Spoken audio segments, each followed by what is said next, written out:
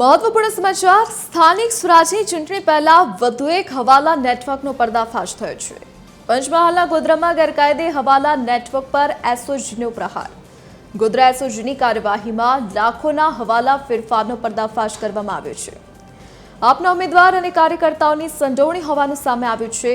મતદારોને પ્રલોભન આપવા માટે રોકડ રકમ પહોંચાડ્યાનો ભાંડો ફૂટ્યો છે। એસઓજીએ ગોધરાના વિવિધ સ્થળે દરોડા પાડી રેકેટનો પર્દાફાશ કર્યો છે। આંગડિયા પેઢી મારફતે 15 દિવસમાં 50 લાખની હેરાફેરીનો ઘટસ્ફોટ થયો છે। રાજ્યના અલગ અલગ જિલ્લાઓ સુધી રેકેટ ફેલાયું હોવાની શક્યતા સેવાઈ રહી છે। વિવિધ જિલ્લાઓના લોકોએ સંગઠિત થઈ કૌભાંડ આચરણના આક્ષેપ કરવામાં આવ્યા છે। વધુ વિગતો સાથે સંવાદદાતા પાર્થ પંચાલ ફોનલાઈન પર જોડાઈ ગયા છે। હાજી પાર્થ, શું વિગત? જી દરની ચોક્કસથી હાલ સ્થાનિક સ્વરાજ્યની ચૂંટણી ચાલી રહી છે, ત્યારે ચૂંટણી પહેલા ગેરકાયદેસર હવાલા નેટવર્કનો પંચમહાલ જિલ્લા એસઓજી દ્વારા મોટો પ્રહાર કરવામાં આવ્યો છે।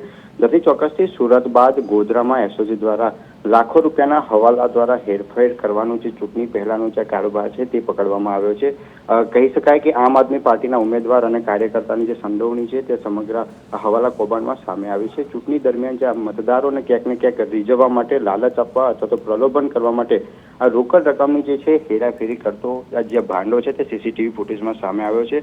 એસઓજીને મળતી વિગત અનુસાર ધરતી ચોક્કસથી અજય સુમાલાલ વસંતાણી, જે હાલ વોર્ડ નંબર 11ના આપ પક્ષના ઉમેદવાર છે, તેઓ રમણભાઈ ગુલાબભાઈ બારિયા અને દર્શિત કુમાર કૃષ્ણકાંત સોની દ્વારા બંને સાથે મળીને 15 દિવસમાં છેલ્લા 2 આંગણિયા દ્વારા પીએમ આંગણિયો અને વીએમ આંગણિયા દ્વારા 50 લાખથી વધુની જે રકમ હતી તેને ઉપાડવાની જે તજવીજ છે તે હાથ ધરવામાં આવી હતી। ધરતી ચોક્કસથી એસઓજી દ્વારા જે આ સ્થાનિક સ્વરાજ્યની ચૂંટણી પહેલા મતદારોને રીઝવવા બાબતે રકમની આપ-લે કરી હોવાનું ક્યાંક ને ક્યાંક પોલીસ દ્વારા સામે આવ્યું હતું અને ગુનો દાખલ કરવામાં આવ્યો છે।